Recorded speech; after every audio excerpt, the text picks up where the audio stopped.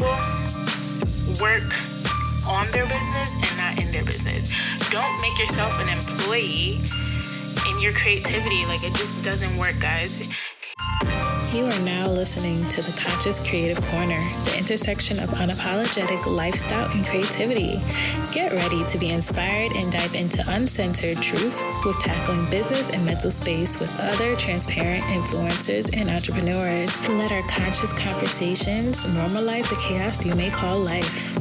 Our episodes will give you the confidence you need to zone in on your creativity and manifest your innate abilities to create. Let's get consciously creative. Hello, everyone. I am your host, Sia, for the Conscious Creative Corner. I am so glad that you're tuning in today, and I hope if you are listening, you are having an amazing night, day, morning, whatever time it is that you're listening to this podcast.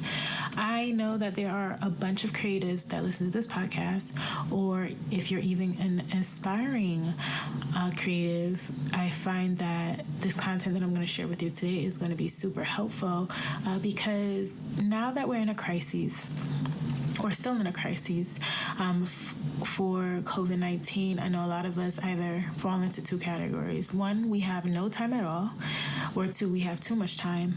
And today I kind of want to help you get yourself in the position where it's not about you not having time, but it's about you reworking your time so that there is a space for the things that you want to do. When you're a creative, it's hard to stay on top of things, especially if your mind is always going and you always have these new ideals or these new projects you want to start.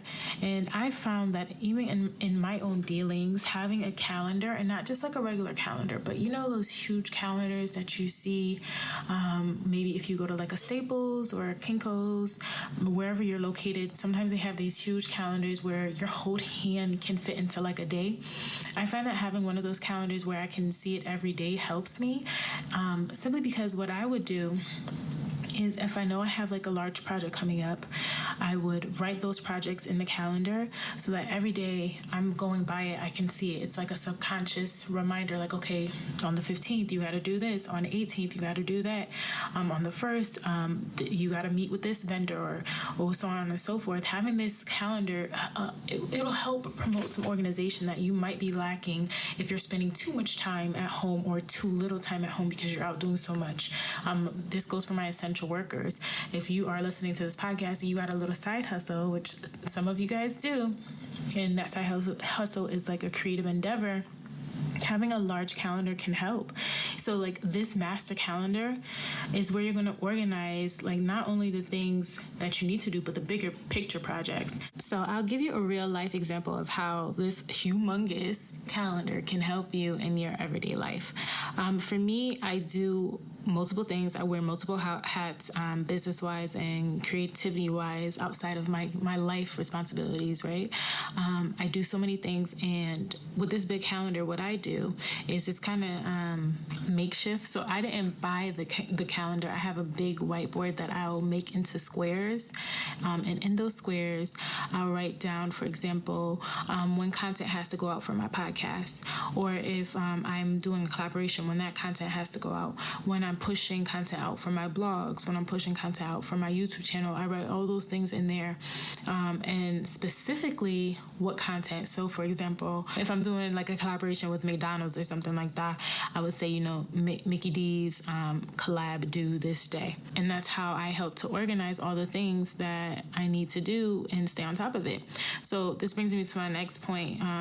For me at least, and I'm assuming some of you guys are out there like me, if I don't write things down, I'm never going to remember them. And that's when my phone app comes in handy, Siri. And for those of you who have Google, not Google, if you have an Android phone, I think Google might do this for you, or you might be able to say, hey, Alexa, I don't know. I got an iPhone, guys. Can't help you there. But for me, I might say something like, Siri, write this such and such project down, or this idea down.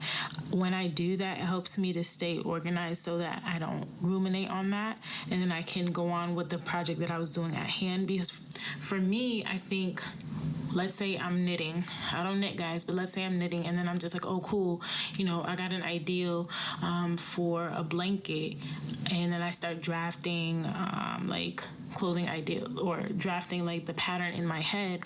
That then distracts me and deters me from completing the project at hand. And that's the same thing that happens if you're doing something creatively, like if you're writing a song and then you have another idea for a song, you're now like distracted from writing that first song that you were doing. So I think writing things down will help. And another tip I have is breaking projects down. So how earlier I said to have that master calendar, you shouldn't stop there. So for me, I know that when I have that master calendar, it's great because it's that subconscious reminder. But then I have a smaller calendar, like a Pocket calendar. This might be something that you can even download on your phone. I use paper and pen, because I like physically writing things down when I break down my projects. But this would be like a smaller notebook that you bring around with you everywhere that you could pull out and then reference when you need it. And that would be like the micro task to complete those bigger projects that you wrote on that master calendar. So, for example, I have some content that I need to push out by August. And this collaboration with this company. And for me, I have the collab due date on my calendar. Then what I'll do is in this notebook or smaller calendar, or I think people call them agendas, I'll write down all the aspects of what I need to do. So what that looks like is me writing down that I need to, 1, gather my materials, especially because it is a video reference. 2, plan my content. So see how this kind of gets tricky. I'm planning what to do, but then I also have to plan what to do with the video. Then still in that same realm, I'm then writing down when I'm going to edit and all that other stuff, just to kind of keep me on top of things, because again, as a creative, there's so many things going on for us, and I know if we don't write them down, we lose that momentum and that creative part of us that just wants to create, and then we get stuck in the little details. So I would highly recommend breaking your projects down, especially if you want to stay on top of things with your craft. Another big point for me is decluttering my space. And I have to do this at least once a week, and I recommend that you guys do it too. Straightening up your area where you work, straightening up where you, I guess even if you have a space, I know some people have spaces where they actually go think, like their thinking rooms, cleaning that up. Wherever you feel that there's a space that you best work in, clean it up, because there's something psychological about this, right? There's something that's linked to our minds, because space is energy. And if the energy around us or space around us is cluttered, something in our mind gets triggered and says, okay, we need to clean it up. Or the other space, which is triggered and says, oh, wow, I can't do anything. It's too cluttered in here. In reality, it is a procrastination technique that we have. Sometimes it's part of us that keeps us guarded. But again, the psychological point that I'm trying to point out is that when our space is too cluttered, our mind becomes cluttered too. And you want to take that time out to clean up that space. Even if you devote once a week to cleaning up your space, your working space, it'll help tremendously. You want to keep your energy clean. You want to keep your mind clean, okay? They connect so much. Another tip.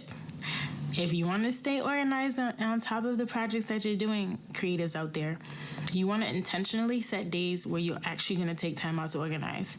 I used to say okay, cool, I'm going to do this on Sundays.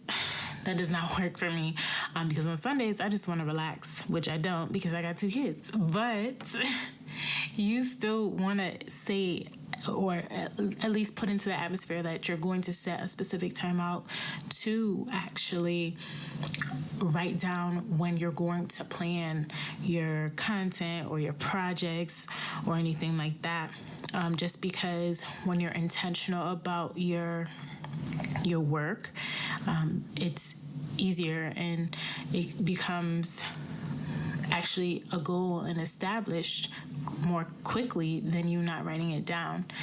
I'm going to get biblical, but in the Bible, it does say to, write that vision, and you need to make it clear. So write down when you are going to actually make these things happen for yourself and with the organization aspects. Another tip. We as creatives always want to do everything ourselves. And you know who you are. Like, I want to market myself while I, make these paintings. I want to, create this pottery, but I'm also going to be the face of my brand, which you should be. But just for example, these are all examples, I want to do this and run my advertisements and things like that. Get help, guys. There is no shame in getting someone on your team, especially if you are in the handmade business. Let me tell you something. A friend and I used to do handmade stuff a while back, and I knew I tapped out when I was just like, well, this is too much because I'm making the product and now I got to market the product. I'm making the product, I got to market the product, I got to go to these vendor shows, I got to do all these things. We had no one to stand in the gap for us, and it's great to be the face of your brand. However, successful people work on their business and not in their business. Don't make yourself an employee in your creativity. Like, it just doesn't work, guys. When I talked about in my last episode Black creatives and how they have that space where you can get an intern, utilize it. Get a VA. Get someone that's going to help you to get this load off your hands so that you can actually focus on your craft and not all the other things that's going to get you out of your creative zone. We want those juices to keep flowing. If you have to worry about all these emails, when you can have somebody else vet these emails and answer them, listen, don't sleep on getting help, okay?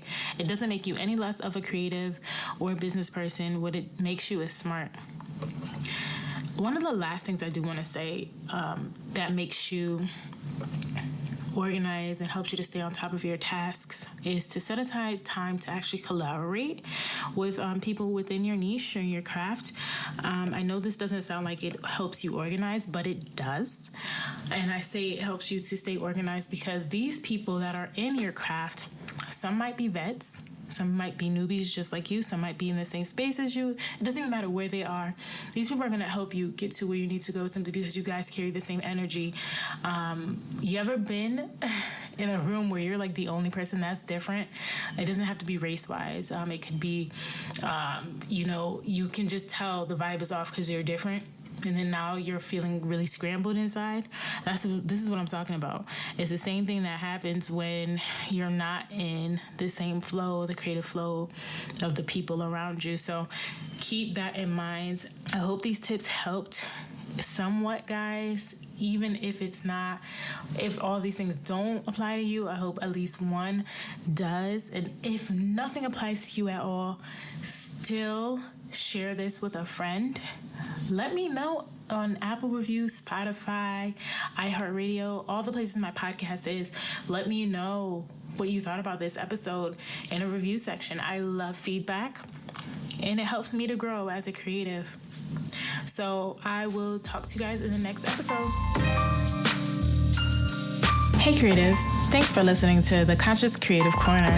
If you like the show, be sure to rate, subscribe, and review on Apple Podcasts or the listening platform of your choice.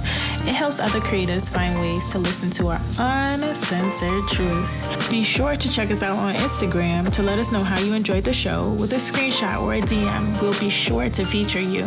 You can send your screenshots to the CCC Podcast or the ccccorner.com. If you are struggling with finding your creativity, check out the show notes for your free guide and tips on creating content in your creative zone. Don't let this episode stop you. Share this episode and visit our Patreon page for cool bonuses and to be involved with the creative community that listens here on our podcast. We'll also be showing you and giving you cool tutorials on how to unleash your creativity. I'll talk to you in the next episode.